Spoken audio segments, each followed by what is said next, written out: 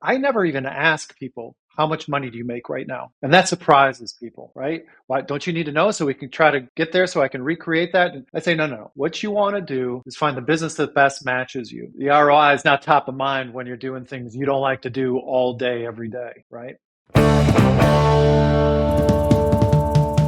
Hello, and welcome to the Perfect Franchise Podcast. I'm Kris, and joining me is my wonderful co-host, Andrea. In this podcast, we're on a mission to help you discover all that franchising has to offer. We'll explore expert strategies, interview successful franchise owners, and give you the tools to make informed decisions. So whether you're considering your options or you're ready to take that plunge, we're here to support you every step of the way. So let's jump into today's episode. Hi, welcome to another episode of the TPF podcast. Today, Andrea and I are really excited to have two of our experts here at the TPF on the podcast. Today, we have John Moreau, Senior Consultant, and Dave Jones, also Senior Consultant. Guys, welcome to the podcast. Good to be here. Thank you, guys and lady. Yeah. Well, it's great. I think we've tried to get John on like 4 times. So this is like, I mean, Dave, you're in good company. You were able to get John on for this one. So that's amazing. Yes, of course. So guys, we're going to start out and we throw out some scenarios. And so I want to kind of start with maybe a little bit more on how clients pick brands, how we help, how we support them. And so the first scenario I'm going to throw out is, a client, let's say money's on an issue. They can afford different things, but they're really torn between businesses that are more focused on giving them time and freedom and purpose versus the numbers. And so, is the answer always to go after what's delivering the ROI, the numbers? And so, Dave, why don't you start us out? Sure. So I always suggest, and having owned 4 franchises myself, it's about fit, not passion. And we all obviously reference that. But more specifically, I say, wouldn't it be great? I love the golf and I love the ski. Yeah. I would be a horrible provider doing my passion. So I say passion and fit and culture comes into it only if it, is something you're not opposed to, bothers you, conflicts you out. And I try to redirect on best fit time-wise, best fit financially, and best fit skills with a brand that checks all those boxes. Yeah. So a combination of things. John, anything to add? The only thing I would add there, Andrea, is that it's interesting because when most people think about an investment, right, and that's what we're talking about here, Mm-hmm. they automatically go to what's the return? How much money will I make? How can I do this? What's my break even? All these things. And when you ask them their why, that's a common answer. It's going to be around the financial side. And I want to, but, as a team, when we focus with our clients, we talk a lot about what Dave was talking about. What's the why, right? And so I refocus them back. This isn't a mutual fund, right? This isn't a set it and forget it. This is something that you're going to be doing for the next 10 years or so. And so you gotta take all that into consideration. And I redirect them back to, okay, let's talk about why we're doing this.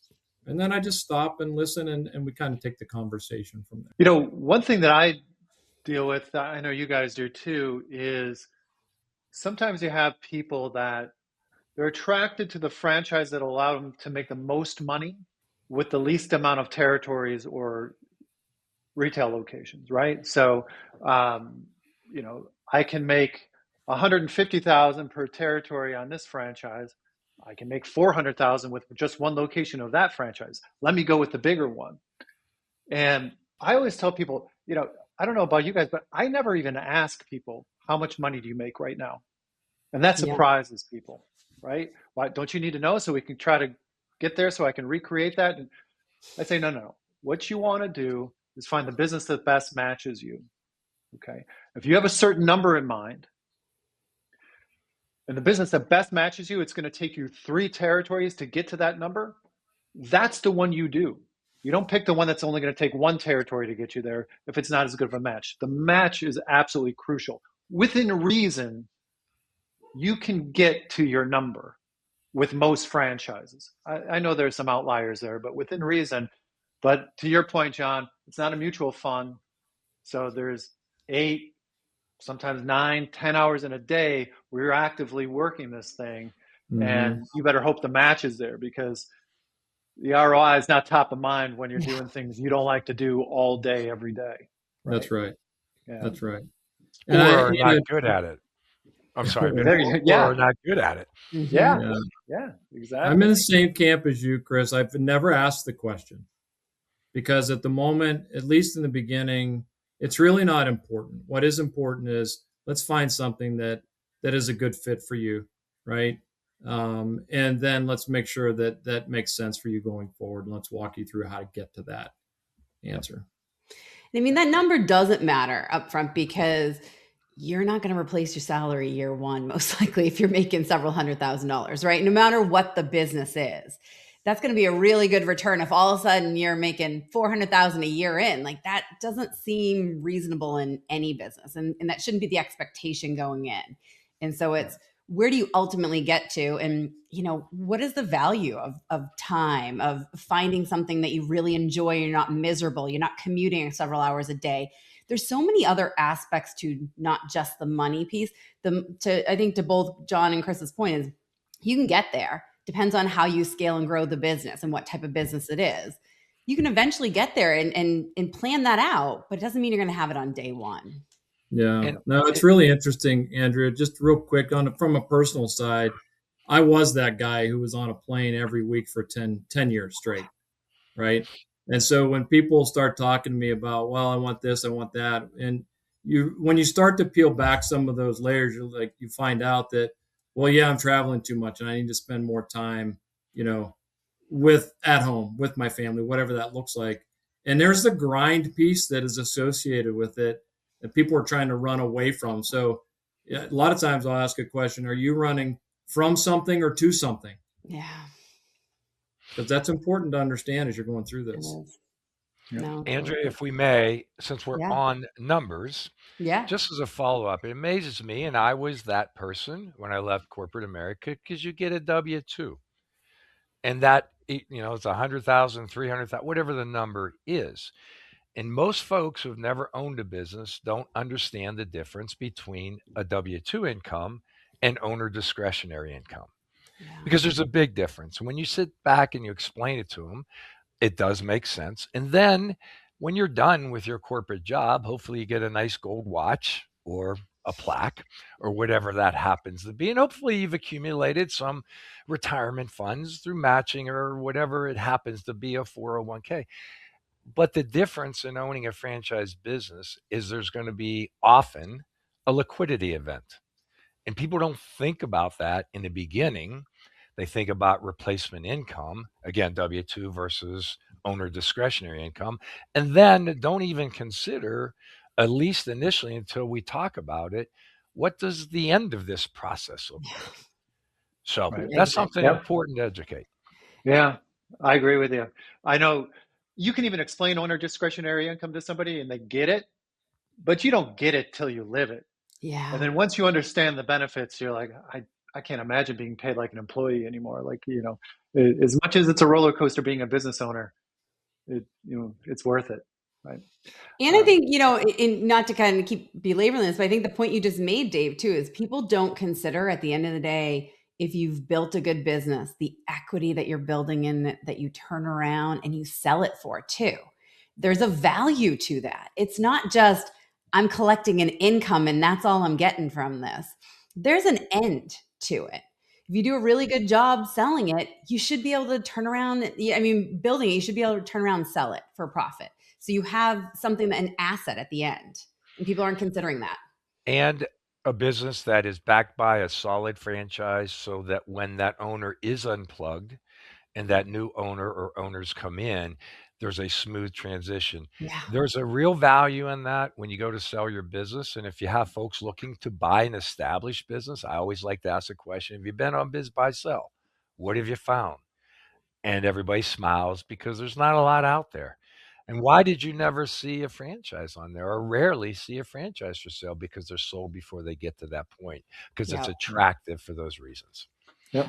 Amen. Let's move on, guys. And we'll start with you, John, this time. The question is basically, what happens if you do your job too well, John? And so for the listeners and the watchers of this podcast, the first thing John's going to do with a client is going to take them through a consultation where you educate them on franchising, what they need to know, and also what they need to know so that they can then answer your questions. And you ask them a lot of questions. That's the raw material you need to match them the brands. So now you get on that second meeting with the client. You show them a bunch of brands that you think are a really good fit. And you're hoping to get them started talking to 2 or 3 of them.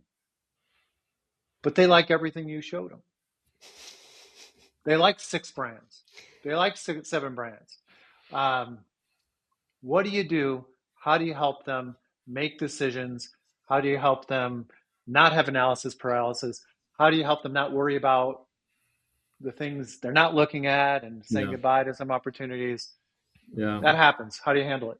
I love when that happens, because that does mean that I did a good job. Like, I don't know what to do next. And, as much as we lay out the expectation, going into presenting opportunities to people, it's like, okay, I'm gonna lay out the expectation. For example, hey, I'm looking forward to reviewing the brands that I had for you, Andrea. The goal today is to identify a couple, say 2 to 3, that really resonate and pique your interest, right? And if I've done my job right, you're going to have a difficult time doing this. And look, at the end of this, we're going to rank these very quickly. And I just want your first response. Which one of these really resonated with you out of the gate? And we want to get you to 2 or 3. You're going to start talking to these brands. And I know you're concerned, hey, did I pick the right one? What happens if I didn't? Then we eliminate one and we go back to another one that you liked, right? So try not to spend too much time thinking, is this the right brand? Have at least 2 or 3 conversations with them, enough to determine whether or not this is, you feeling it or not. And then we can always come back, but try not to overthink it too much. Dave, what do you do?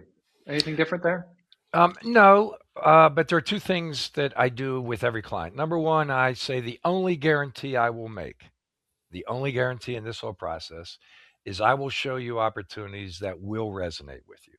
What happens from there, you're largely in control along with the brand. So I set proper expectations. If I do my job and we all do our job well, they will resonate, and they always do. The other thing I say is, a mentor of mine in corporate used to always say, confused people don't act. You can't look at 5 opportunities simultaneously, just the bandwidth of time and the confusion. So you have to apply your learning from your 2 or 3 brands that you're going to speak with, and learn from that to better identify if it is to rule it in or to rule it out. So you can't do that with a half a dozen opportunities. Yeah. No, I mean, I think it's important. Every time I have a client where I tell you 2 or 3 and they're like, can I do 4? And you're like, no. I usually say no. Occasionally they'll convince me if they're like, I'm out of work, I got all the time in the world. I'm like, it's still overwhelming. And every time I've done that, it's probably been maybe 3 times in my career here, they have got that analysis paralysis. It's overwhelming. And so I think it's really important for people to say, and John, that's why I like your you say rank them right away. Rank them. It doesn't mean that they're not all great, but what's your gut say?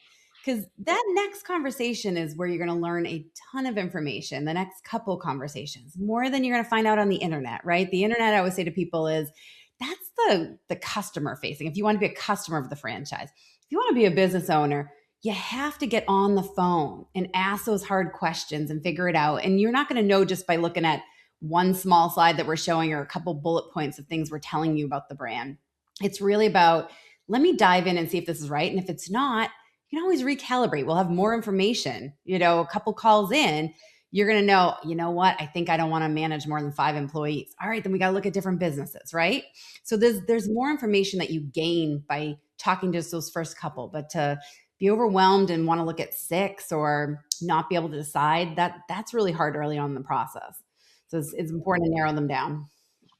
Yeah, I really believe that when that happens, they can't choose between all 6 or whatever it is. I really believe at the core of that is that even though we've explained them that this is not the case, somewhere deep in the back of their mind, they're still perceiving it as, I better get this right because my perfect franchise has to be in these first 3 brands I pick.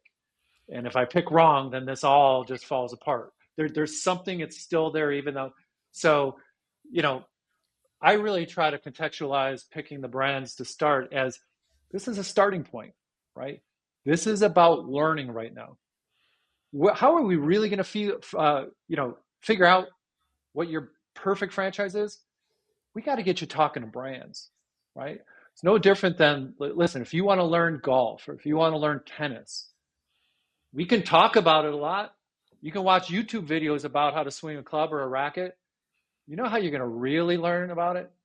Get out there, swing the club, swing the racket. That's what I'm doing with you when I say just pick 3.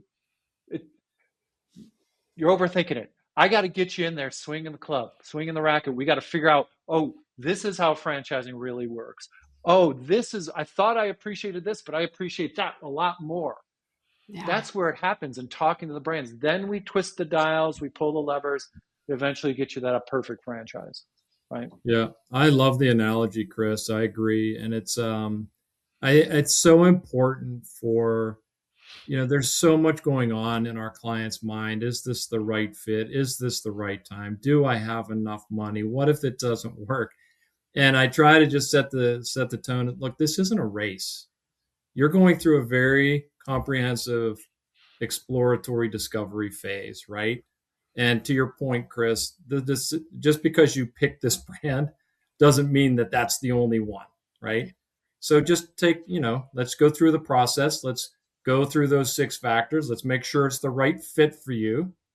And then we take a step back if we need to. Yeah. I mean, you don't marry the first person you date, right? So you have to explore a couple, I think, and then you find the right fit. So it's similar in a business. I mean, it is kind of figuring out what really ultimately is there. And most of the people coming into this process, they don't have a good sense. Like they think they may, but it's because they drove past something and it sounded exciting. And that's why our process really helps sort of match you to the business. We take that initial stab at those 5 or 6 brands, and then you narrow and you hope that one of those is it. And if not, you recalibrate, and we work with you to figure that out. So I think that's really helpful. So appreciate it, guys. Thanks so much for coming on today. I think this is a good conversation. I really enjoyed the conversation. So thank you. Appreciate both of you being on the podcast today. Thanks for the invite. I'm glad I finally made it. I know, me too, right? Finally. Gosh, it's been a while. That John's hard to pin down. Andrea, Kris, it's been great. Thank you for including me. John, I didn't know you were in such a hot commodity, but now I'm going to schedule time a little bit more. Well, thanks, guys. So if you're thinking about franchising, remember that while there's no one size fits all, there's definitely a perfect franchise out there for you. To explore your options, visit theperfectfranchise.com and click on Let's Talk to schedule a call with a consultant on the Perfect Franchise team. We look forward to connecting with you again on our next episode.